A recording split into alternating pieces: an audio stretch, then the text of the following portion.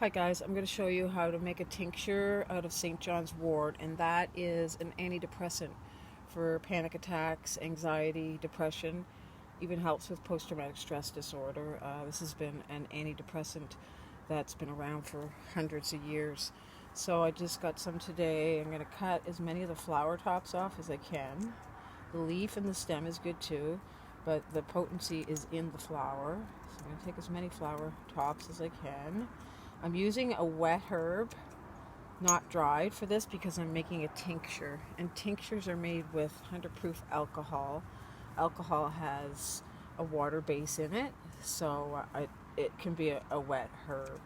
If I was doing an oil with this St. John's wort, I would dry the herb first and then make the oil, because I find oils, if you use a wet herb, a lot of the times it'll go rampant and then it's no good and you just have to throw it out. So all that work of harvesting and buying the top of the line oils, it's not worth it. So I dry my herb for oils, but like I say, with a tincture, when you're using an alcohol, it's a water base, so you can use a nice fresh herb that I just picked today at the ocean. So I'm going to fill this half full with the herb and then half full with the 100 proof alcohol. And what I use is the Blue Roof Black Label 100 proof. Now I won't waste this. I'm going to use this for other medicine too. I'm going to make some salves and that with the leaf and the stem.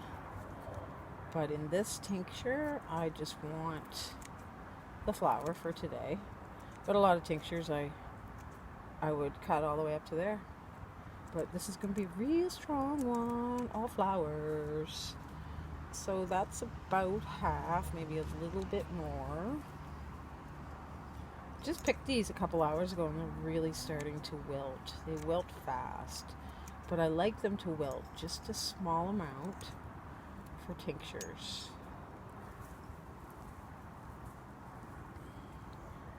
They were bright yellow and so plump a couple hours ago. None of this brown was in them. So I'm happy with that.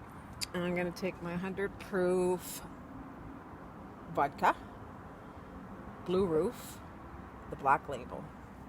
The Blue Label is 80 proof. The Black Label is 100 proof. So I'm going to fill that, cover all of the herb right to the top.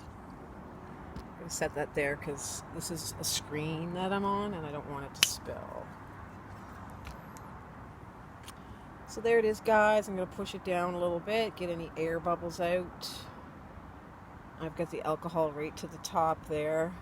I'll cap it and I'll label it, what it is, where I got it, and the date. And I'll set this in a cabinet. Most people set them in a cabinet and let them cure for 4 to 6 weeks. I'll let it go a year. I keep it in a dark spot because St. John's wort, actually when you're taking it, you shouldn't even be in the sun. So for a tincture, it shouldn't be in the heat or the light. Keep it in a dark space. After a year, this will be very potent. Within a couple days, I'll check on it and it'll be red. The white alcohol will turn red.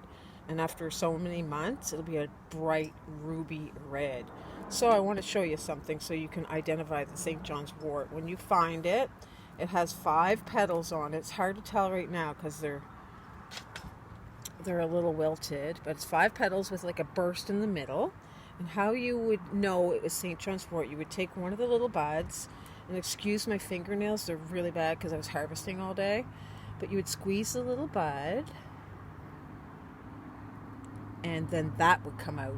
There is your St. John's wort medicine right there, guys. That's the medicine.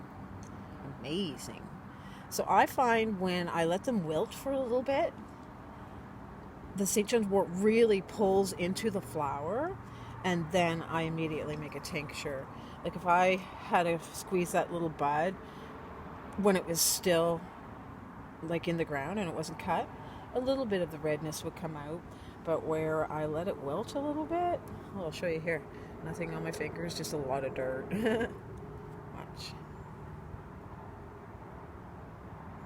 Look at that.